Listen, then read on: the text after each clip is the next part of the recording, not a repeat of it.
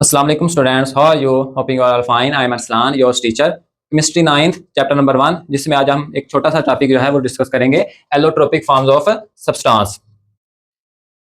हम पहले ये चीज डिस्कस कर चुके हैं कि when same type of many atoms combine together to form elements, जब बहुत सारे एक जैसे एटम्स एक दूसरे के साथ कंबाइन करते हैं या एक से ज्यादा एटम्स जो हैं सेम टाइप के अगर वो एक दूसरे के साथ कंबाइन करते हैं तो हमारे पास एलिमेंट क्रिएट होता है।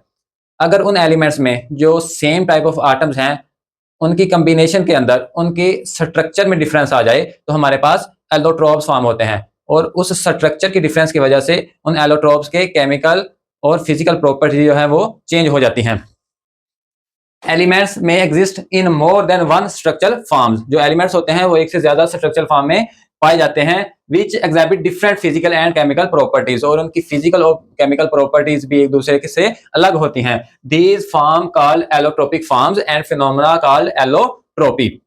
इसकी जब हम एग्जांपल्स करेंगे तो आप अच्छे तरीके से समझ सकेंगे। फॉर एग्जांपल हमारे पास ऑक्सीजन के दो एलोट्रोप मौजूद हैं, उसमें O2 है और O3 है, means oxygen and ozone layer. Oxygen में दो एटम जो हैं वो ऑक्सीजन के कंबाइन करते हैं, जबकि ओजोन लेयर में ऑक्सीजन के 3 एटम जो हैं वो एक दूसरे के साथ कंबाइन करते हैं। तो इस तरह से इनमें एलिमेंट्स जो हैं वो एटम्स जो हैं वो सेम जो है वो प्रेजेंट है, जबकि इनके स्ट्रक्चर में थोड़ा सा डिफरेंस है, जिनकी वजह से इनकी फिजिकल और केमिकल प्रॉपर्टी जो है वो एक दूसरे से डिफरेंस है। For example oxygen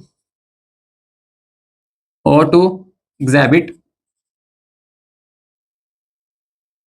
2 atoms of oxygen, जबकि O3 जो ओजोन है exhibits 3 atoms of oxygen। O2 oxygen जो है वो इनहेलिंग में, सांस लेने में हेल्प आउट होती है। जब हम सांस लेते हैं तो ऑक्सीजन को इनहेल करते हैं और कार्बन डाइऑक्साइड को एक्सपेल आउट करते हैं। यूज्ड इन इनहेलिंग, यानी कि सांस के दौरान हम ऑक्सीजन को इस्तेमाल करते हैं, जबकि ओजोन जो है वो एक लेयर है जो कि अपर एटमॉस्फेयर में पाई जाती है, जो सूरज से आने वाली अल्ट्रावायलेट रेडिएशन जो खतरनाक शुआएं हैं उनको रोकती है। Ozone is a atmospheric layer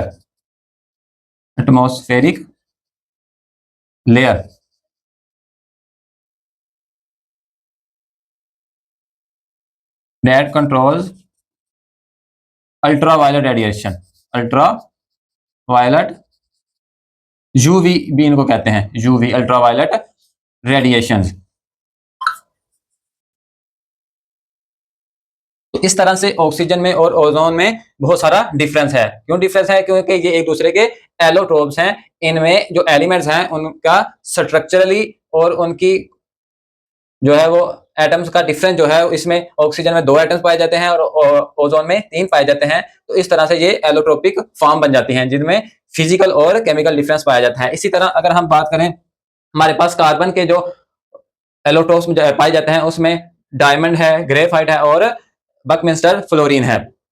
ये किसके? कार्बन के जो वो एलोट्रोप्स हैं, जिसमें कार्बन 60 मींस के 60 कार्बन एटम्स एक दूसरे के साथ अटैच होते हैं, लेकिन वो स्ट्रक्चरली डिफरेंस होते हैं। इस वजह से एक को डायमंड बोलते हैं, एक को ग्रेफाइट बोलते हैं, एक को बकमिंस्टर बोलते हैं। जैसा कि डायमंड जो है, अगर हम डायमंड की बात करें,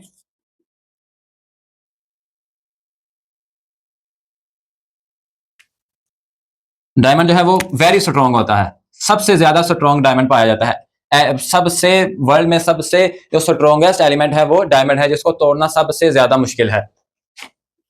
स्ट्रॉन्गेस्ट एलिमेंट है, वेरी हार्ड, बहुत ज्यादा सख्त है।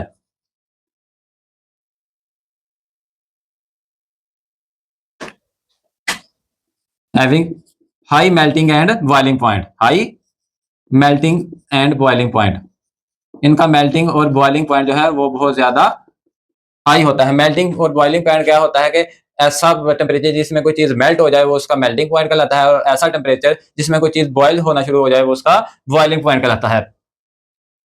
इसका जो स्ट्रक्चर है वो टेट्राहेड्रल होता है। टेट्राहेड्रल मींस के 3 जो कार्बन एटम्स हैं उस उन्होंने एक कार्बन एटम के साथ बॉन्ड बनाए होते हैं। ये एक कार्बन एटम है, तो इसके साथ इस तरह से करके ये दूसरा कार्बन एटम जुड़ा होता है, इस तरह से, कुछ इस तरह से ये टेट्राहेड्रल एक स्ट्रक्चर जो है हमारे पास क्रिएट हो जाता है। तो जो डायमंड होता है ये टेट्राहेड्रल स्ट्रक्चर रखता है। उसके बाद अगर हम ग्रेफाइट की बात करते हैं, तो ग्रेफाइट जो है वो इतना स्ट्रॉन्ग नहीं होता, वो स्लिपरी एक एलिमेंट है और सॉफ्ट है। ग्रेफाइट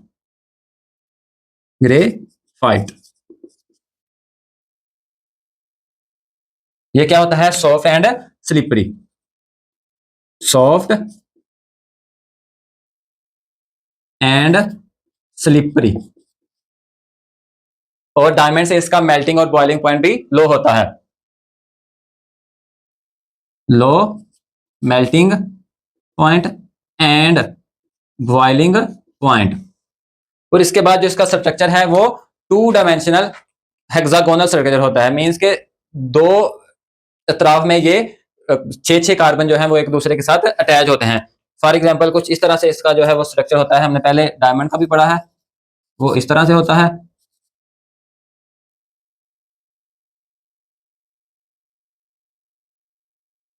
और जो हमारे पास ग्रेफाइट होता है, इसके अंदर 6 कार्बन एटम जो है वो कुछ इस तरीके से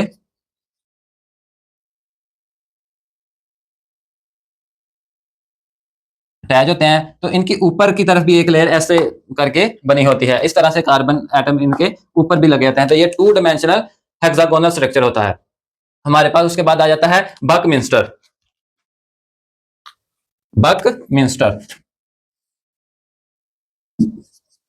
बकमिंस्टर जो है उसका बॉइलिंग और मेल्टिंग पॉइंट इन दोनों से कम होता है। सर्कुलर स्ट्रक्चर होता है इसका, सर्कुलर स्ट्रक्चर कुछ इस तरह से।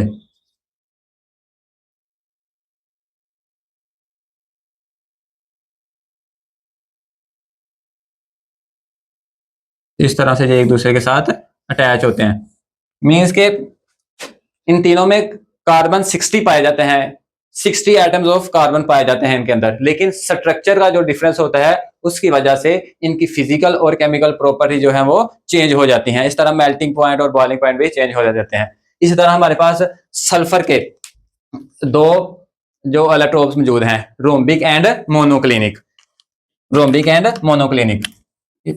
सल्फर के S8 8 एटम जो है वो सल्फर के मौजूद होते हैं, जिससे रोम्बिक और मोनोक्लिनिक 2 डिफरेंट इलेक्ट्रोड हमारे पास आते हैं।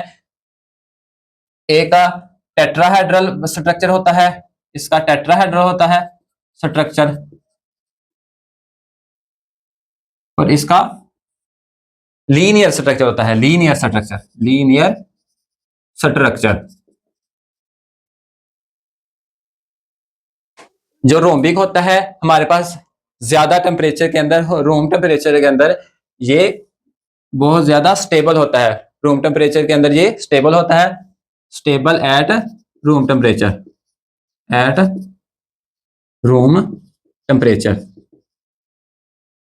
जबकि जो मोनोक्लिनिक है, जब हम रोम्बिक को 98.6 या समथिंग जो है इसको हम हीट करते हैं तो हमारे पास मोनोक्लिनिक फॉर्म होता है। ये इनके टेम्परेचर का डिफरेंस है।